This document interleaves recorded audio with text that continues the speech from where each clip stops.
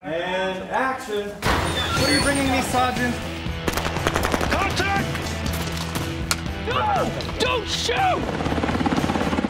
There's a real rivalry between the Army and SecCorp. I know you guys hate us, resent that we're here. But we're just like you.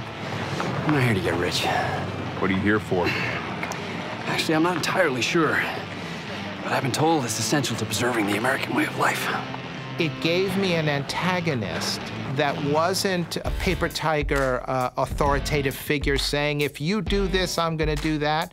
I didn't have to demonize the local Afghans. It gave me, to a certain extent, for lack of a better word, a villain. Someone's been paying a lot of money to get SecCorp to clear and secure this entire area for whatever it is they're doing down there. Well, Buckley, just in the wrong place at the wrong time. You think they killed him? Probably collateral damage. Can they do that? They can do whatever they want. SecCorp is often doing some super confidential missions in the field, whatever it is. Dude like Sasquatch pulls in probably $250,000 a year. Either of you guys ever thought about working for Are them? you nuts? The mortality rate is through the roof for those guys. They don't know what they're doing there, but they want to find out. Then Buzz the goat, while they're kind of looking into the situation, takes off. So they're trying to stop the goat, and it runs up to one of the SecCorp guys. He's a nice goat. Come on. Come on. Here we go. Here we go. Ah, my fingers! When I first read the missing fingers part with the goat, I was laughing out loud. The stage direction was like talking about how missing fingers was petting the goat. Oh, good goat, you're a sweet goat. Do you want some food, goat? Here you go. Ah! It reminded me of my brother when we were in a petting zoo when he was very young, got bitten, and it just sent me, I laughed so much. It was hilarious. I love those animals. I think they're beautiful and they're sweet and all that, but yeah, they can be mean. So, there you go. You guys in? Yeah. You have any idea where we're going? Sure do. Baby's got GPS. Didn't think so. Look, heading northwest is all I need to know. When I'm breaking out the stunts for 68 Whiskey, I look to see, is this a funny moment? Does the action transition us into a harder moment? We turned over a car, but it had to be funny. They're all gonna notice the vehicle's missing. Screw those bastards. They torched our ambulance. Hey, this thing drives really well.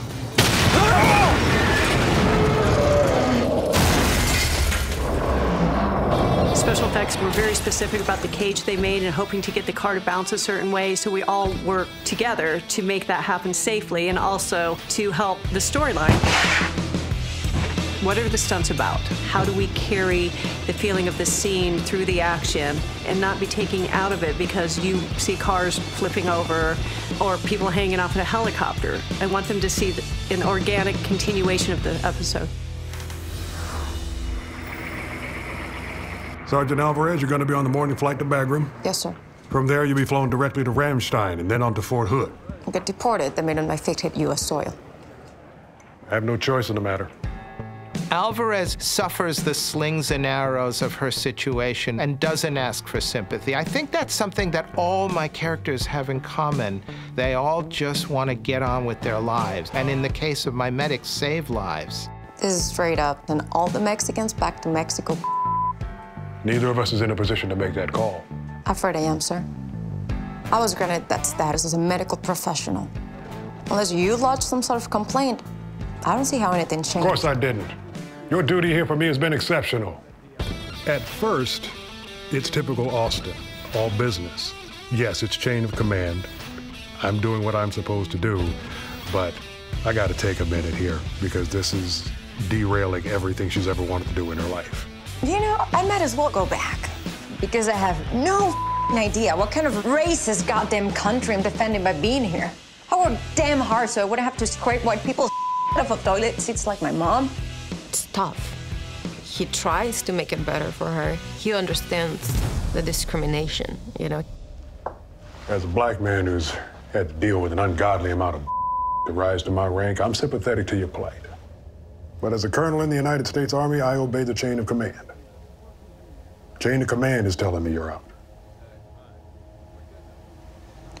Chain of command. It's like a goodbye scene, you know? It's like, thank you for everything. Thank you for saving so many lives, but we don't care. Just go back and not even home, because Mexico's not home for her, because she's been in the States pretty much her whole life. Davis feels pretty helpless that this is a really good friend.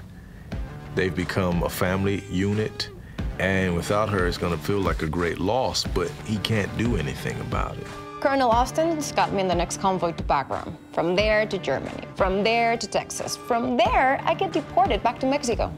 What? Oh, I'll be sure and send postcards from all the lovely places I visit. Well, there's gotta be something you can do. White boys, gotta love their optimism. Never ceases to amuse. Let's get this over with. Not gonna miss you. Not gonna miss you either.